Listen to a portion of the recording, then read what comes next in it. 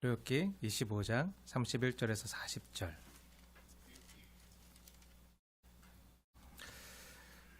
일곱 금등장대라는 말씀을 지금 함께 은혜 나눌 텐데요. 우리 한 절씩 교독해 올리도록 하겠습니다. 31절부터 교독하겠습니다. 제가 먼저 읽겠습니다. 너는 순금으로 등잔대를 쳐 만들되 그 밑판과 줄기와 장과 꽃받침과 꽃을 한 덩이로 연결하고 가지 여섯을 등잔대 곁에서 나오게 하되 다른 세 가지는 이쪽으로 나오고 다른 세 가지는 저쪽으로 나오게 하며 이쪽 가지에 살구꽃 형상의 잔색과 꽃받침과 꽃이 있게 하고 저쪽 가지에도 살구꽃 형상의 잔색과 꽃받침과 꽃이 있게 하여 등잔대에서 나온 가지 여섯을 갖게 할지며 등잔대 줄기에는 살구꽃 형상의 잔넷과 꽃받침과 꽃이 있게 하고 등잔대에서 나온 가지 여섯을 위하여 꽃받침이 있게 하되 두 가지 아래에 한 꽃받침이 있어 줄기와 연결하며 또 두 가지 아래에 한 꽃받침이 있어 줄기와 연결하며 또 두 가지 아래에 한 꽃받침이 있어 줄기와 연결하게 하고 그 꽃받침과 가지를 줄기와 연결하여 전부를 순금으로 쳐 만들고 등잔 일곱을 만들며 그 위에 두어 앞을 비추게 하며 그 불 집게와 불똥 그릇도 순금으로 만들지니 등잔대와 이 모든 기구를 순금 한 달란트로 만들되 너는 삼가 이 산에서 내게 보인 양식대로 할지니라. 아멘. 아멘. 네. 오늘부터 대림절이 시작됩니다. 성탄절 전까지 4주간의 기간을 세상의 빛으로 오신 예수님을 기억하고 또 다시 오실 주님을 소망하며 예수님을 믿는 우리 역시 빛의 자녀처럼 살기로 다짐하는 그 기간이요, 바로 대림절이에요. 네.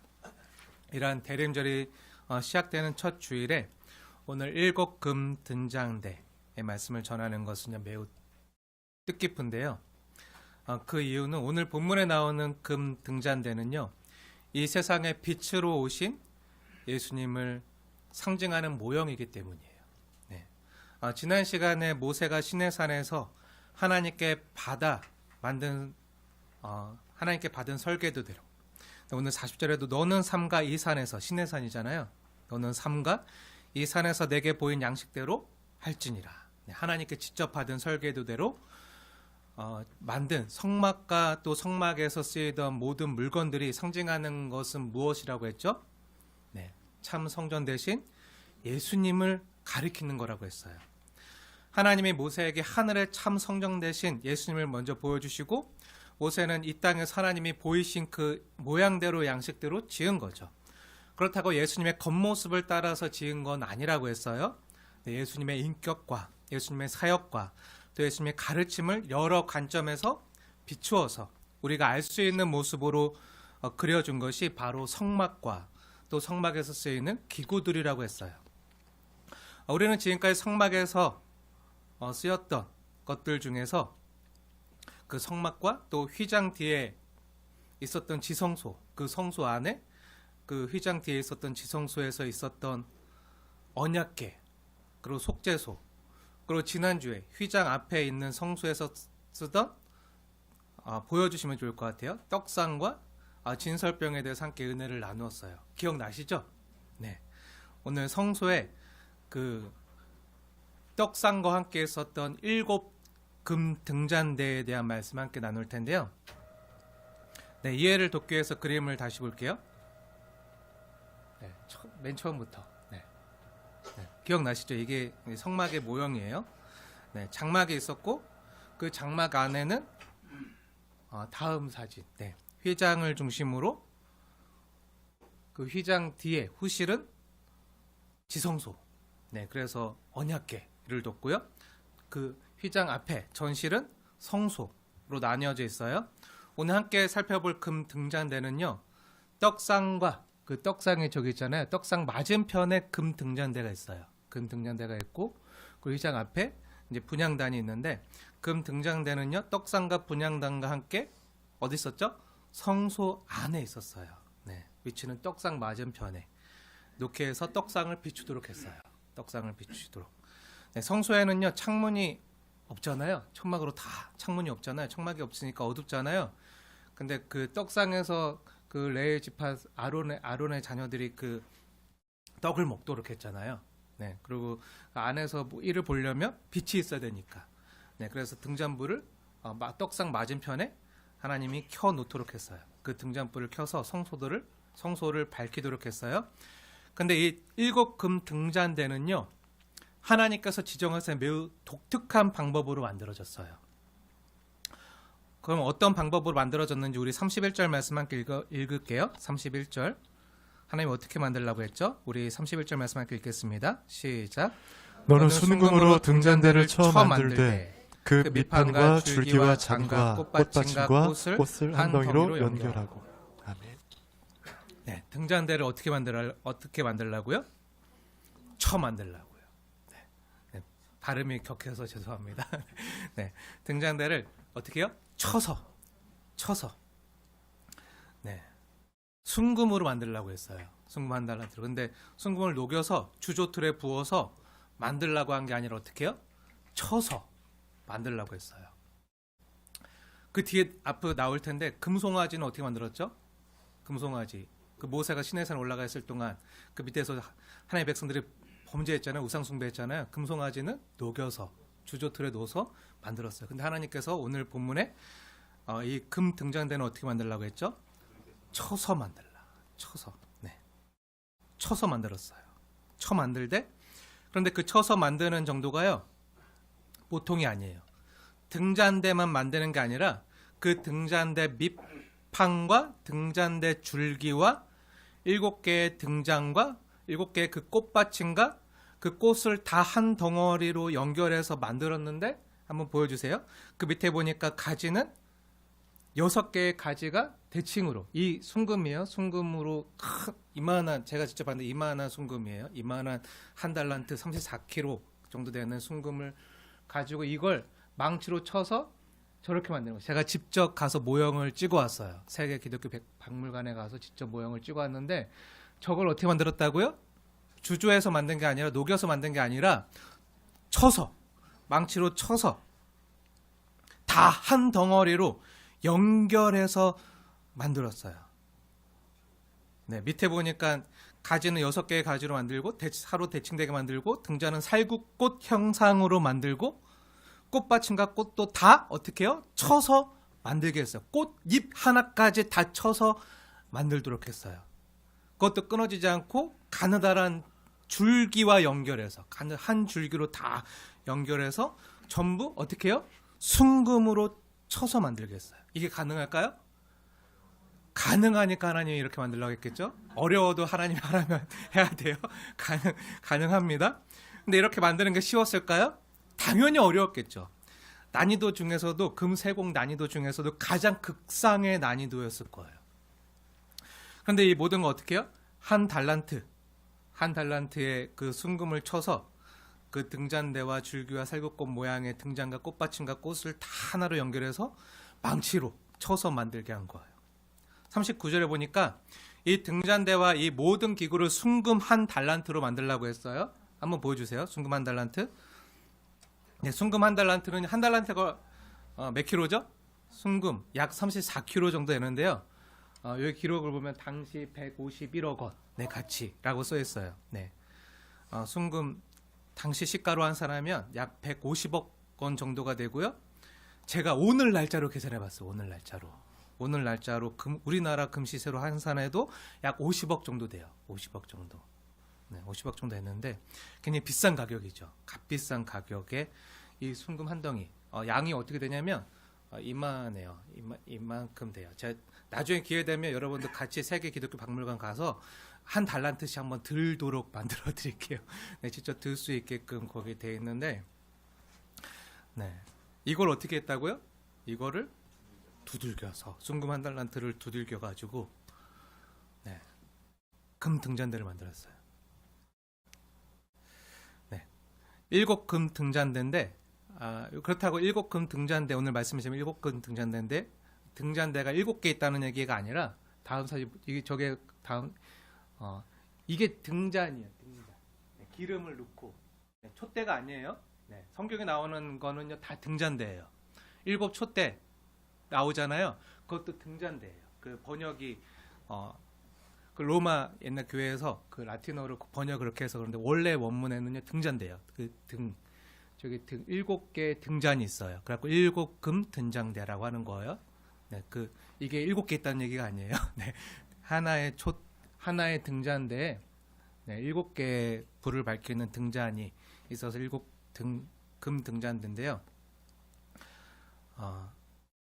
이 한 덩어리의 순금 한 달란트 양을 망치로 쳐서 이렇게 가느다랗게 한 줄기로 연결해서 만드는데 그것도 살구꽃 형상으로 하나에 만들려고 해요. 살구꽃 형상. 꽃받침과 꽃 모양까지 다 꽃잎 하나하나까지 다 망치로 쳐서 만드는데 가느다란 줄기 연결해서 끊어지지 않고 이렇게 정교하게 만들었으니까 얼마나 이 금 등잔대를 만드는 세공 난이도가 높았겠어요. 엄청 정교하고 세밀하게 만들었겠죠. 이걸 누가 만든 줄 아세요? 누가 만든 줄 아세요? 아니, 네.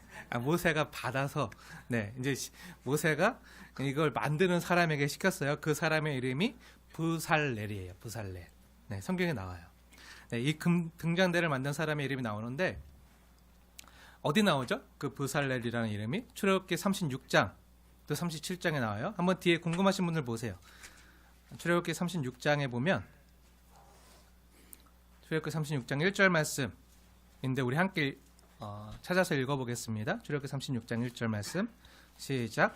부살렐과 오홀리압과 및 마음이 지혜로운 사람 곧 여호와께서 지혜와 총명을 부으사 성소에 쓸 모든 일을 할 줄 알게 하신 자들은 모두 여호와께서 명령하신 대로 할 것이니라 하면서 쭉 앞에 우리가 얘기했던 그 언약궤, 그 떡상, 막 속죄소, 그리고 이 금 등잔대, 분향단 이것들을 너희들이 이렇게 만들라 해서 하나님이 만들게 하신 거예요. 이 사람들이 만들었어요. 그리고 한 장 넘겨서 30장 보세요. 30장부터 보면은 부살렐의 이름이 나오는데 부살렐이 조각목으로 지성소에서 쓰던 언약궤와 순금으로 속죄소를 만든 내용이 나와요. 그쵸? 우리가 지난번에 봤던 그 지성소에 있던 언약궤 그리고 순금으로 만든 속죄소 그리고 떡상 이런 것들을 부살렐이 만들었다는 내용이 쭉 나와요. 그리고 성소에서 쓰던 7금 등잔대도 부살렐이 만들었는데요. 그 자세한 내용이 17절부터 나와요. 오늘 본문에 대한 자세한 내용이 어떤 세공 과정으로 만들어졌는지가 37장 17절부터 나오는데 다 읽지 않고요. 우리 먼저 17절 한 절 말씀만 우리 함께 읽어볼게요. 17절 시작. 그가 또 순금으로 등잔대를 만들되 그것을 쳐서 만들었으니 그 밑판과 줄기와 잔과 꽃받침과 꽃이 그것과 한 덩이로 되었고. 네, 그가 누구죠? 네, 부살렐이 순금 한 달란트로 등잔대를 만들었는데 그거 어떻게 만들었다고요? 하나님 말씀대로 쳐서 만들었는데 밑판과 줄기와 잔과 꽃받침과 꽃이 다 한 덩어리로 되었고 그 세공과 쳐서 만드는 그 세공 과정이 자세하게 쭉 나오면서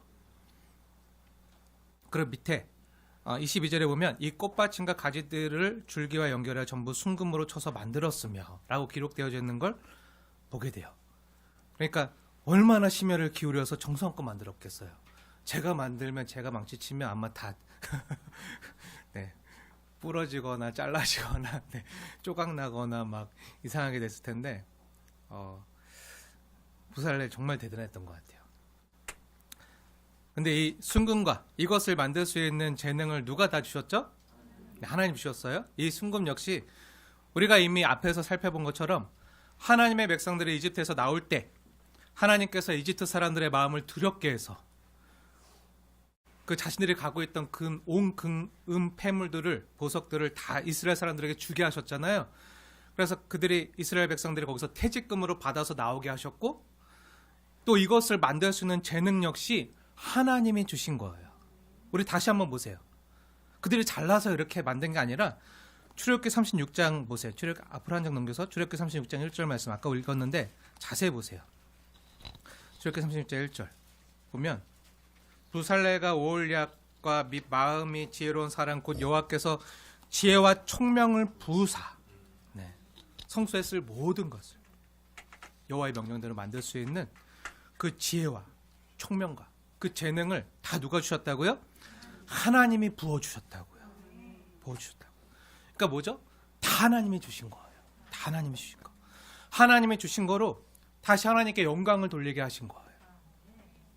하나님은요, 우리에게 안 주신 걸 가지고 달라고 요구하지 않으세요. 다 주신 거로. 하나님이 다 우리에게 먼저 은혜로 주시고요. 그리고 그 은혜에 감사해서 그 믿음의 반응으로 하나님께 영광 돌리게 하시는 거예요. 하나님이 먼저 주세요. 그리고 하나님이 우리에게 주신 것을 통해서 하나님은요, 또한 영광 받길 원하시는 거예요. 이 순서를 기억하셔야 돼요. 이게 은혜를 아는 거예요. 근데 여기 보면 부살레가 오홀리압에게 부어주신 그 지혜와 총명이 뭐죠? 공부 잘하는 건가요? 돈 많이 버는 건가요? 아니에요. 그런 거 아니고 부살레가 오홀리압에게 부어주신 그 지혜와 총명은요, 물건 잘 만드는 거예요. 물건 잘 만드는. 성수에서 쓸 물건은 잘 세공하고 정교하게 가공하는 기술, 손기술을 주신 거예요. 손기술. 쉽게 말해서 손재주를 주신 거죠. 우리는 하나님이 주시는 재능과 달란트 하면 뭔가 공부 잘하거나 돈 많이 벌거나 부자 되는 것이나 교회에서 기도 잘하고 어떤 은사를 나타내는 것만 하나님이 주시는 재능으로 생각하는데요. 아니에요. 오늘 본문을 보면요, 물건 만드는 것, 물건을 깎거나 또 천막을 깃거나 나중에 보면 바느질하는 것도 나오는데 바느질 잘한다는 거나 망치질 잘하는 거 하나하나까지 세공하는 거 하나하나 다 어떻게 가능하다고요? 하나님이 부어주셔야, 지혜와 청명과 건강을 부어주셔야 가능한 거예요. 우리는 하나님 주신 것으로 다시 하나님께 영광을 돌려드리는 거. 그게 우리의 영적 예배예요. 단순히 우리는 하나님의 일을 하는 거에 대해서 오해할 때가 많은데 하나님께 영광 돌리는 걸 단순히 교회에서 일하는 것만 떠올릴 때가 많아요. 하나님의 일, 교회 일. 그래서 저처럼 말씀을 전하는 말씀 사역자가 하나님의 일을 하는 사람이다. 아니, 여러분도 하나님의 일을 하시는 분들입니다.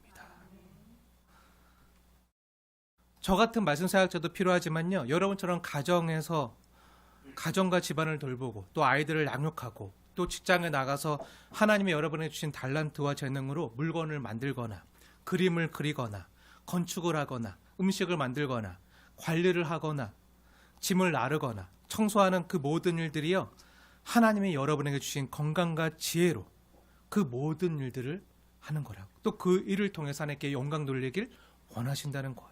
다 하나님의 일이에요. 여러분이 하나님과 함께, 하나님이 여러분과 함께 동행하신 믿고 그 일을 통해서 이웃을 섬기는 일이라면요, 다 하나님의 일인 거예요. 여러분이 하나님이 여러분에 맡기신 그 일을 통해서 여러분의 삶의 자리에서 하나님을 나타내고 하나님의 선하심을 드러내면요, 하나님은 그걸로 영광 받으시는 거예요. 이걸 바로 청직의 정신이라고 하는 거예요. 하나님이 보기에는요, 직업에 기천이 없어요.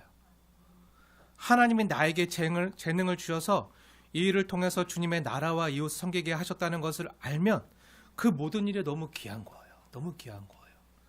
저도 예전에 그 대학 다닐 때, 신학교 다닐 때 방학 때 아르바이트 하려고 환경미화원, 의정부 시청 환경미화원에 그 지원해서 그 일 한 적도 있고, 공사장 가서 이제 그 지원해서 그 일 한 적도 있고, 다 그 일이요, 기천이 없는 거예요. 그 일을 내가 어떤 목적으로 무엇을 위해서 하는가 하면 다 하나 영광을 위해 하는 거예요. 영광을.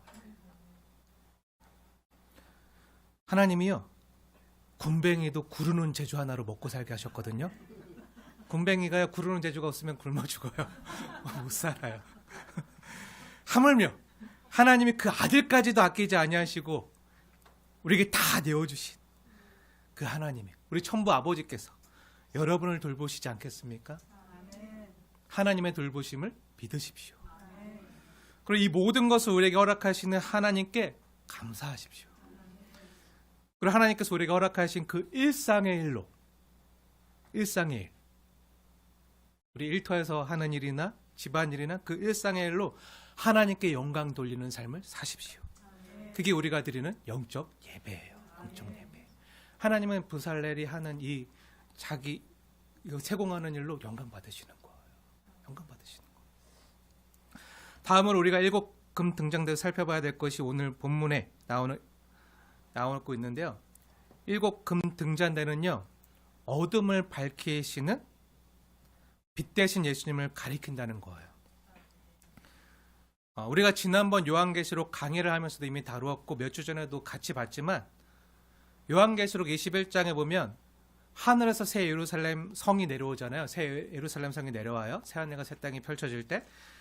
근데 거기서 요한이 그 새 예루살렘 성에서 성전을 봤나요? 큰 성 안에 성전이 있었나요? 성전을 못 봤어요. 성전을 아무리 찾아도 안 보이는 걸 못 봐요. 그러니까 사도 요한이 아무리 성전을 찾아도 없어서 물어봐요. 그러다 본 게 뭐였죠? 함께 확인해 볼까요? 지난번에도 봤지만 우리 요한계시록 21장 한번 보세요. 요한계시록 21장 22절.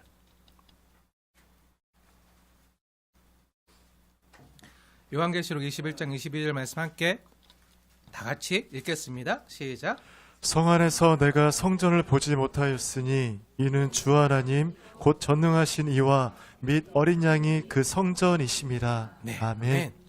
주 하나님 곧 전능하신 이와 및 어린 양이 그 성전이심이라. 하나님의 성전이세요. 예수님이 성전이세요. 지난번에 성막 이야기하면서 하나님 나라가 완성되어지는 그 새하늘과 새 땅의 새 예루살렘 성에는요, 성전이 없다고 했어요. 왜죠? 예수님이 참 성전 되시니까. 예수님이 성전이시니까. 그래서 눈에 보이는 건물인 성전은 없어요. 눈에 보이는 건물인 성전은 없어요. 근데 예수님이 계세요. 예수님이 계세요. 그래서 성전이 있을 필요가 없는 거죠. 예수님이 계시니까. 또 그곳에 없는 게 또 있는데요. 뭐가 없죠? 거기는요, 해나 달의 비침도 없어요. 왜 없죠? 이 3절 말씀 보세요. 이 3절 말씀. 그 바로 밑에 있는 23절 말씀 우리 함께 읽겠습니다. 시작. 그 성은 해나 달이 비침이 쓸데없으니 이는 하나님의 영광이 비치고 어린 양이 그 등불이 되십니다. 아멘. 아멘. 왜 거기는 해나 달의 비침이 쓸데없다고요? 하나님의 영광이 찬란하고 어린 양, 우리 주 예수님께서 뭐가 되신다고요? 그 등불이 되심이라. 정확히 말씀하고 있어요. 금 등잔대. 이걸 하나님이 모세에게 보여주고 이 모형을 따라 만들라고 하고 예수님을 나타내는 이 예수님이 등불이 되심을 우리에게 알려주는 거예요. 어린 양 대신 예수님께서 등불이 되신다고 분명히 말씀하잖아요. 오늘 그리고 출애굽기 본문 25장에서 하나님께서 모세에게 그 산에서 보여준 게 바로 이 등불이에요.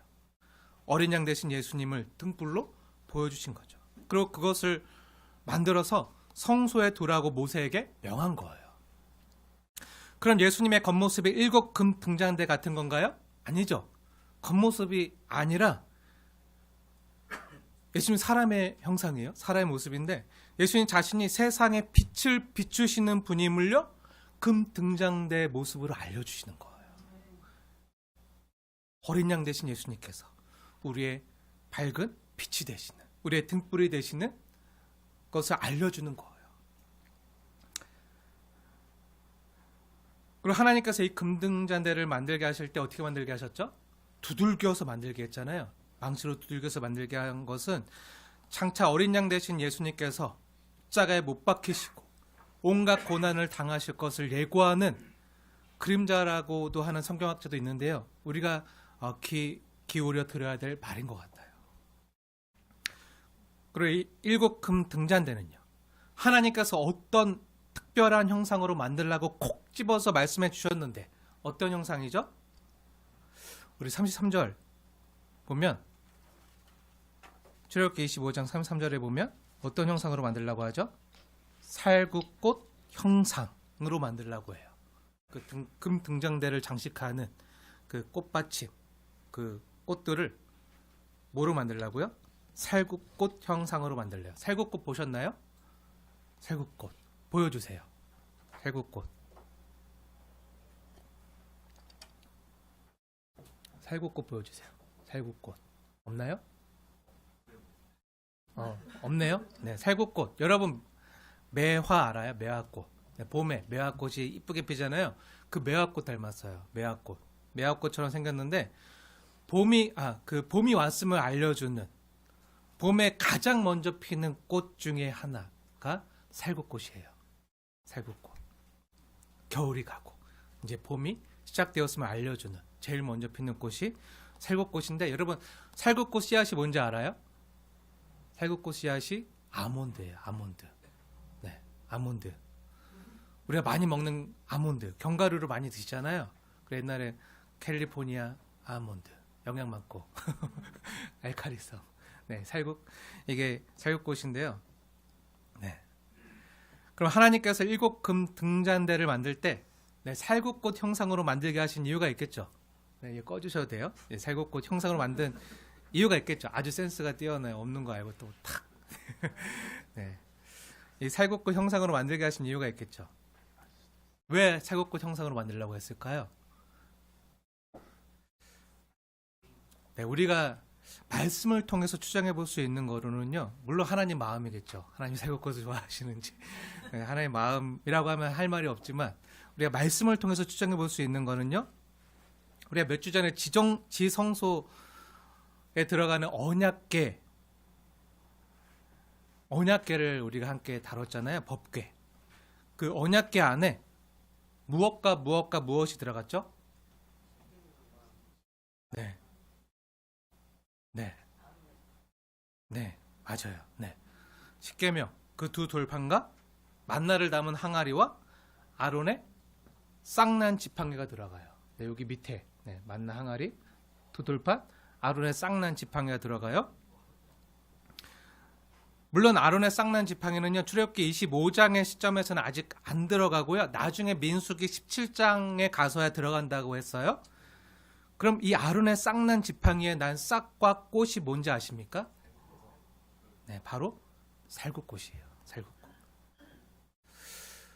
정말 그런가 볼까요? 민수기 한번 보세요. 출애굽기 25장 표시해 놓고 민수기 17장 가시면 그 아론의 쌍난 지팡이 어떤 싹이 나냐면 17장 8절에 보면 우미 돋고 순이 나고 꽃이 피어 살구 열매가 열렸어요. 정말 그런가? 우리 17장 8절 말씀 우리 함께 읽겠습니다. 시작. 이튿날 모세가 증거의 장막에 들어가 본즉 레위 집을 위하여 낸 아론의 지팡이에 우미 돋고 순이 나고 꽃이 피어서 살구 열매가 열렸더라. 아멘. 네, 살구꽃 또 살구 열매가 열리는 거예요. 근데 이 이야기의 내용을 알려면요, 그 앞장 내용을 봐야 되는데요. 민수기 16장에 보면 어떤 내용이 나오는지 아세요? 고라가요, 반역해요. 고라가 하나님의 공동체 가운데 자기 편 사람들을 모아서 당을 줘요. 당을. 교회로 치면은 무슨 장로님파, 뭐 권사파, 뭐 안수집사파 이렇게 막 당을 짓는 거예요. 그리고 막 분열시키면서 예를 들면 그 하나님께서 말씀을 전하라고 세운 그 말씀 사역자, 목사님에게 만약에 대항하는 거라고 하면 이해가 빠르겠죠? 네, 그렇게 고라가 모세와 아론에게 반역을 해요. 하나님이 세우셨잖아요. 하나님이 세운 지도자에게 반역을 해요. 그 반역하는 장면이 16장에 나와요. 그래서 고라가 아니 왜 모세와 아론만 우리를 이끌어야 돼? 왜 모세와 아론만 우리를 위해서 막 제사를 드리고 하나님께 예배드리는 이 모든 걸 왜 그 사람들만 해야 돼? 나도 할 수 있어. 우리도 하고 싶어. 하면서 하나님께서 모세와 아론에게 위임한 그 권위에 질투를 하면서 그 권위에 반역을 하는 일이 발생을 해요. 그런데 하나님께서 그 하나님의 공동체를 분열시키고 하나님께서 세우신 그 권위에 반역하는 이 고라의 행동을 매우 싫어하셨어요. 그래서 하나님께서 어떻게 하셨죠? 하나님께서 즉각적으로 심판하셨어요. 다른 때는 좀 참아주시는데 이때는 바로 즉각적으로 심판하셨는데 어떻게 심판하셨냐면 그 일이 있자마자 바로 하나님께서 땅을 열어서 땅을 지지나서 땅을 확 열어서 고라와 함께 당을 짓고 반역한 모든 사람들을 산채로 삼켜버렸어요. 또 여호와께로부터 불이 나와서 그 분향하는 250명의 사람들을 불태워 죽였어요. 그 고라에게 속한 사람들 250명을 분향단 앞에서 분향할 때 불이 나와서 하나님께서 불을 내려서 그들을 다 불태워 죽였어요. 이런 즉각적인 심판을 하신 후에 이스라엘 공동체에게 하나님께서 보여주신 사건이 매우 흥미로운데요. 그리고 보여준 사건이 바로 아론의 쌍난 지팡이 사건이에요. 그 다음 장인 민수기 17장에 보면 이 반역 사건이 16장에 있잖아요. 하나님 심판하신 장면 나오고 그 다음에 하나님은 어떻게 하라고 명하시냐면 민수기 17장에 보면요. 하나님께서 모세에게 각 지파를 따라서 12개의 지팡이를 갖고 와라. 12지파가 있었잖아요. 그 지팡이를 대표에게 다 지팡이 하나씩 갖고 와. 한 다음에 그 지팡이에다가 이름 써. 넌 무슨 지파인지 다 이름 써. 지팡이의 이름을 쓰게 한 다음에 그 레위 지파를 위한 지팡이에는요. 아론의 이름을 쓰라고 명했어요. 그리고 그 지팡이들을 어디다 갖다 놨죠? 법궤 앞에. 증거궤 앞에 다 내려놓게 하셨어요. 증거궤 앞에 놓고 그리고 이 지팡이 12개의 각 지파를 대표하는 이 지팡이에 하나님이 어디에 역사하시고 일하시는지 보라 말씀하신 다음에 그러니까 모세하고 아론에게 준 권위는 사람이 세운 권위가 아니라 하나님이 세운 권위. 그리고 그 권위에 반역하거나 도전하지 말라는 그 의미로 아론의 쌍난 지팡이를 보여주신 거예요. 12개의 지팡이를 쫙 놨잖아요. 지팡이에 쫙 놨는데 그 지팡이에서 어디 지팡이에만 싹이 났을까요? 아론의 지팡이에만. 법궤, 증거궤 앞에 그 두었던 그 지팡이들 12개 중에서 다른 11개는 가만히 있었는데 아론의 지팡이에만 싹이 나는 거예요. 싹이 나고 꽃이 피고 열매가 맺고. 그래서 하나님께서 이 아론 지파를 제사장 지파가 되게 하셨다는 것을 모든 공동체로 알게끔 하셨어요. 더 이상 하나님께 반역하지 못하도록. 그러니까 정말 그 다음날 보니까 정말 아론의 지팡이에만 운이 돋고 순이 나고 꽃이 피고 살고 열매가 열린 거예요. 그 후에 10절에 보면 하나님께서 어떻게 하시죠? 10절에 여호와께서 모세에게 명하여 아론의 지팡이를 가져와서 자 봐라. 이걸 봐라. 반역한 자에 대한 표징이 되게 하고 더 이상 반역이 일어나지 않도록 그 표징이 되게 하고 더 이상 하나님의 백성들이 하나님께 대한 불평이나 원망을 말해서 더 이상 죽지 않는 표징으로 아론의 쌍난 지팡이를 보여주신 거예요. 네, 한번 생각해 보세요. 이스라엘 12지파 지팡이 하나씩 가져오게 했잖아요. 근데 지팡이라는 건 뭐죠? 지팡이가 뭐죠? 막대기잖아요. 막대기. 지탱할 수 있는 막대기. 나무로부터 잘려나간 막대기잖아요. 나무로부터 잘려나갔으니까 이게 더 많이 컸으면은 이만큼 컸으면 지팡이 삼으려고 잘랐겠죠. 뚝 부러뜨려서 이제 지팡이를 쓰는데 잘려나가면 어떻게 되죠? 죽어요. 잘려나간 막대기는 죽은 나무예요. 나무도 잘려나갔죠. 그 모든 지팡이들은요, 생명이 없는 것들이었어요. 생명이 없었어요. 근데 그것들을 증거궤 앞에 둔 사이, 우리 인간의 눈으로 보기에는 우리 인간의 눈으로는요, 보이지 않는 그 살아계신 하나님의 영이, 그 살아계신 하나님의 권능이 개입되어서 그 마른 지팡이에 생명이 움튼 거예요.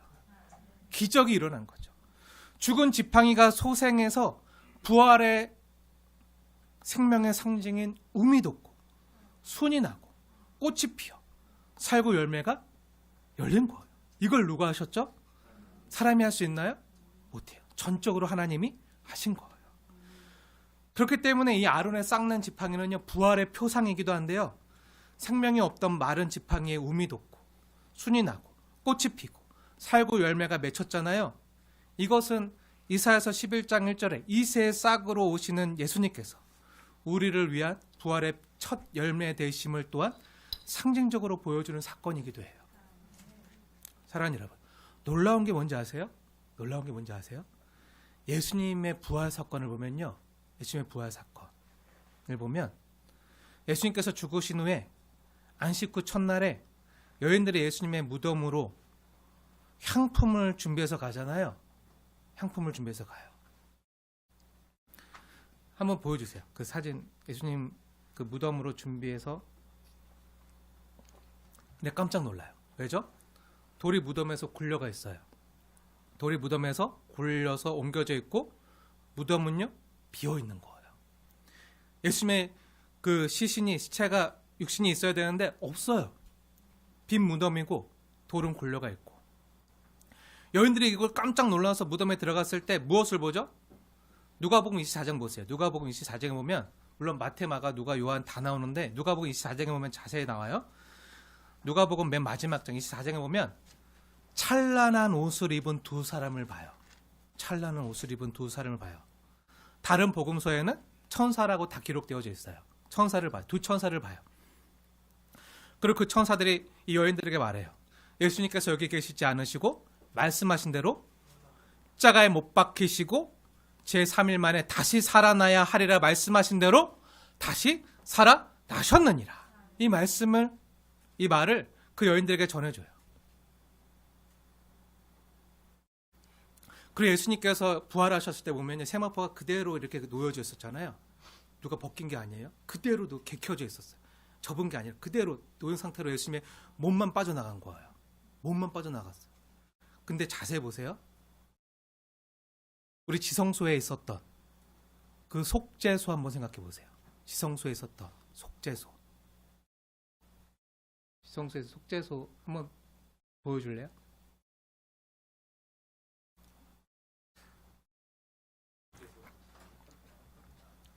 법계. 네, 언약계. 여기 있어요. 네, 속죄소 한번 보여주세요. 다음. 네, 다음. 네, 이게 언약계잖아요. 언약계 밑에는 언약계고 위에가 속죄소예요. 속죄소 거기서 내가 너와 만나고. 속죄소에 뭐가 있죠? 속죄소 그 뚜껑. 하나님 우리에게 은혜를 베풀어 주시는 시운소라고 하는 거기에 두 천사가 있잖아요. 두 천사 스랍이 있는데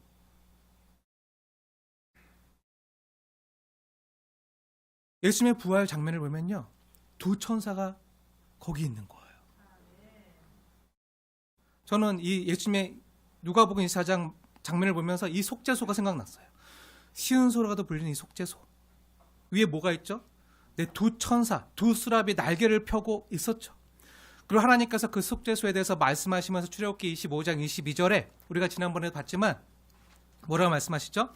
거기서 내가 너와 만나고 속죄소 위, 곧 증거궤 위에 있는 두 그룹 사이에서 내가 이스라엘 자손을 위하여 내게 명령할 모든 일을 내게 이르리라 라고 말씀하신 거 기억나시나요? 놀랍지 않나요? 이 말씀이요, 예수님 부활 사건 때 예수님의 무덤에 있었던 두 천사의 모습으로 나타난 거예요. 말씀대로 예수님께서 죄인의 손에 넘겨져서 십자가에 못 박히시고 못 박혀 죽으시고 또 부활하실 때, 그러니까 예수님께서 십자가와 부활의 일을 통해서 그 십자가 부활의 그 사역을 통해서 우리를 거기서 만나 주시겠다는 거예요. 그리고 두 천사가 그걸 지켜보고 있어요. 두 천사가 예수님 사이에 서 있었죠. 그 두 천사 사이엔 누가 있었을까요? 예수님의 육신이 우리를 위해서 십자가에 못 박히시고 죽으신 그 예수님이 누워 계셨던 거죠. 3일 동안. 예수님께서 미리 말씀하신 대로 십자가에 못 박히시고 3일 동안 무덤에 누워 계셨던 거예요. 그리고 다시 살아나셨어요.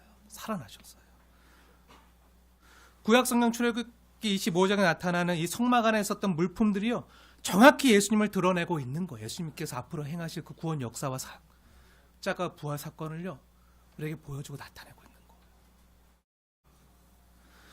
그래서 하나님께서 7금 등잔대의 장갑 꽃받침을요, 살구꽃 형상으로 만들게 하신 거예요. 살구꽃 형상이 뭐죠? 부활의 상징이니까. 예수님께서 부활하신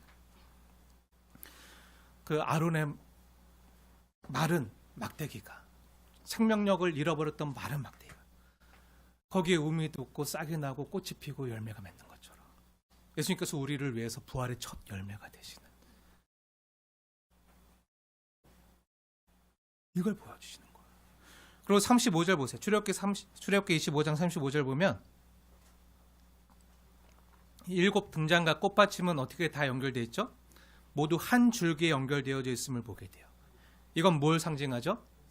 네, 성도된 교회가 그리스도의 몸으로서 모두 예수님과 한 몸으로 연결되어져 있는 걸 상징하는 거예요. 우리 교회.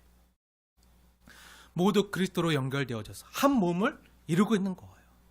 다 한 성령의 세례를 받아서 한 몸이 되고 또 다 한 성령을 마시게 하였느니라 는 고린도전서 12장 13절 말씀을 나타내는 거예요. 그리고 이 교회는요, 그리스도와 함께 연결되어진 성도로 어두워진 세상의 빛을 밝혀야 되는 교회와 성도를 나타내는 거예요. 그래서 예수님께서 마태복음 5장 14절과 16절에서 말씀하신 것처럼 궁금하신 분들은 한번 보세요. 마태복음 5장 산상수훈 말씀이잖아요. 거기서 예수님께서 우리에게 뭐라고 말씀하시죠? 14절. 너희는 세상의 빛이라. 산 위에 있는 동네가 숨기지 못할 것이요. 16절. 이같이 너희 빛이 사람 앞에 비치게 하여 그들로 너희 착한 행실을 보고 하늘에 계신 너희 아버지께 영광을 돌리게 하라. 예수님 말씀하셨어요. 사랑하는 여러분, 저와 여러분은요, 예수님 말씀대로 어둠을 밝히는 빛이 돼야 돼요. 그런데 그 빛은요, 우리 자신이 아니라 우리 안에 계신 그리스도가 빛이시고요, 우리는 그 빛이신 예수님을 드러내는 통로가 돼야 돼요. 통로가 돼야 돼요. 이 빛을 비추기 위해서는요, 무엇보다도 그 등잔대에 늘 기름이 예비되어 있어야 돼요. 한번 등잔대 다시 보여주실래요? 네. 그럼 그림을 보여주세요. 네. 저기 위에 기름이 준비되어 있어야 돼요. 거기 기름이 있어야 그 심지를 통해서 빛을 밝히는 거예요. 그 기름이 타는 거예요. 이 등잔대에 늘 기름이 예비되어 있어야 되는데 이 기름은요, 우리를 충만케 하시는 성령님을 또한 상징해요. 이 금 등잔대와 관련해서 매우 중요한 본문이 뭐 레위기서에도 나오고 그 뒤에도 계속 나오지만 스가랴서에 나오는데요. 스가랴서 어디 있죠? 구약 성경 맨 마지막 말라기 바로 앞에 있어요. 스가랴서 보면은 마지막에 이 스가랴서 말씀을 보고 마치기 원하는데요. 스가랴서 4장을 보세요. 스가랴서 4장에 보면 하나님께서 스가랴 선지자에게 환상을 보여주세요. 많은 환상을 보여주시는데 그 중에 대표적인 환상이 이 금 등잔대 환상이에요. 네, 스가랴 선지자에게 환상을 보여주시는데요. 그 환상의 내용이 뭐죠? 우리 스가랴서 4장 2절과 3절 말씀, 우리에게 주는 말씀으로 받으시면 함께 읽겠습니다. 스가랴서 4장 2절 3절 시작. 그가 내게 묻되 내가 무엇을 보느냐? 내가 대답하되 내가 보니 순금 등잔대가 있는데 그 위에는 기름 그릇이 있고 또 그 기름 그릇 위에 7 등잔이 있으며 그 기름 그릇 위에 있는 등잔을 위해서 7 관이 있고 그 등잔대 곁에 2 감람나무가 있는데 하나는 그 기름 그릇 오른쪽에 있고 하나는 그 왼쪽에 있나이다 하고. 아멘. 아멘. 네, 이 환상의 내용을 요약하면요, 이 스가랴 환상을 요약하면 순금 등잔대가 가운데 있어요. 가운데 있고 순금 등잔대 양쪽에는 뭐가 있죠? 2 감람나무가 서 있어요. 2 감람나무 우리 예전에 요한계시록 강해할 때 우리가 많이 봤잖아요. 10장 강해하면서. 네. 근데 이 스가랴서 4장에 보면 가운데 순금 등잔대가 있고 양옆에 감람나무가 서 있어요. 감람나무가 뭐죠? 올리브 나무예요. 올리브 나무. 올리브 나무에서 뭐가 나오죠? 올리브 기름이 나오죠. 올리브 기름이 나와요. 그래서 가운데 등잔대, 금 등잔대 양 옆에 올리브 나무 2 그루가 어떻게 연결되어 있죠? 관으로 연결되어 있어요. 관으로 7 관이 있어요. 그 관, 그 호수 같은 거로 연결되어 있어요. 7 그 올리브 나무에서 이 금당제로 7개의 관이, 호수 같은 관이 연결되어져 있어서 어딜 채우고 있죠? 저 위에 기름 그릇을 채우고 있는 거예요.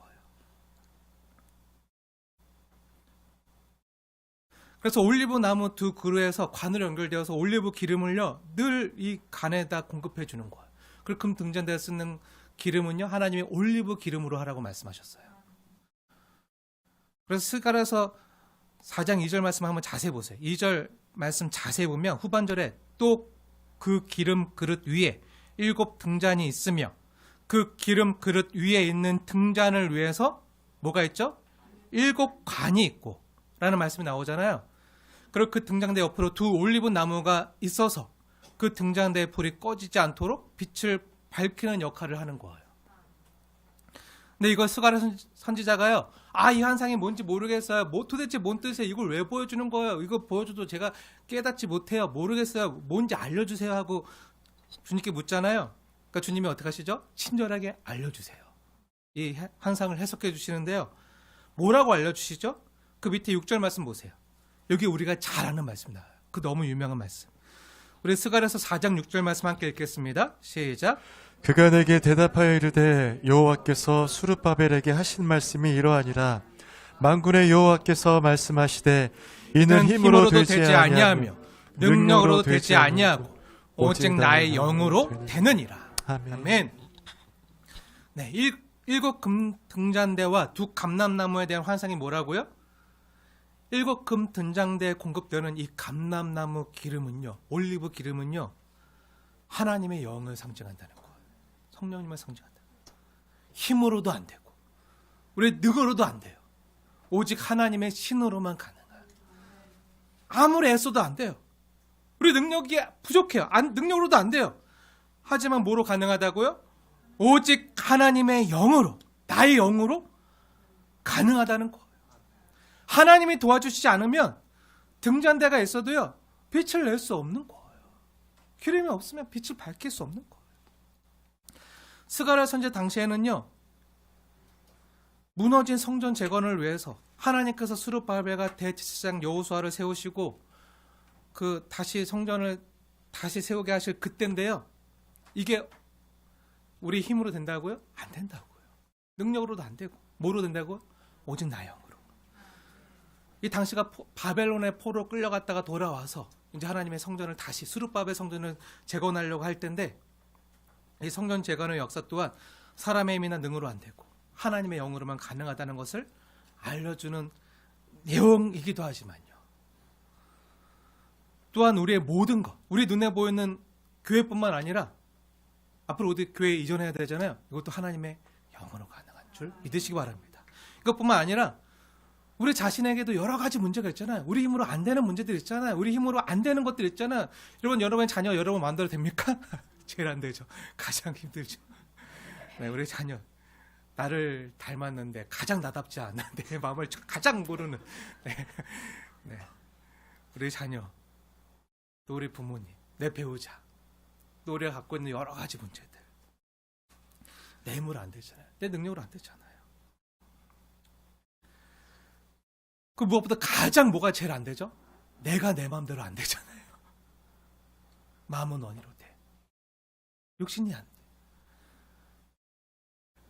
그럼 우리 자신 역시요, 주의 성전으로 새롭게 세워지는 것은 우리 힘으로 안 되고요, 오직 하나님의 영으로만 가능하다는 거예요.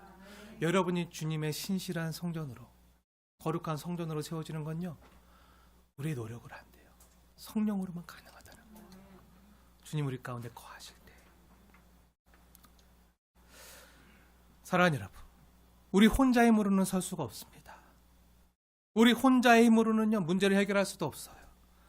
그럴 때 이 말씀을 기억하십시오. 우리 힘으로도 안 되고 우리 능으로도 안 되지만요, 하나님은 능히 하실 수 있습니다. 그러기 위해서 어떻게 하셨죠? 하나님께서 이 땅에 빛으로 오셨어요. 빛으로 오신 거예요. 그리고 이 시간 주님을 경외하며 주님께 나오는 자들에게 주님께서 이 놀라운 은혜를 부어 주십니다. 무너진 우리를 다시 세워주시고요, 죽은 막대기 같았던 우리에게 새로운 소망을 주시는 거예요. 죽은 막대기 같은 아론 지팡이가 어떻게 됐죠? 우미 나고 순이 돋고 싹이 나고 꽃이 피고 열매가 맺는 것처럼.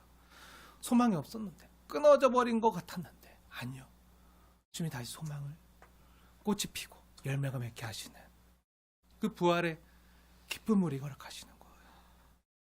그걸 위해서 오신 거예요.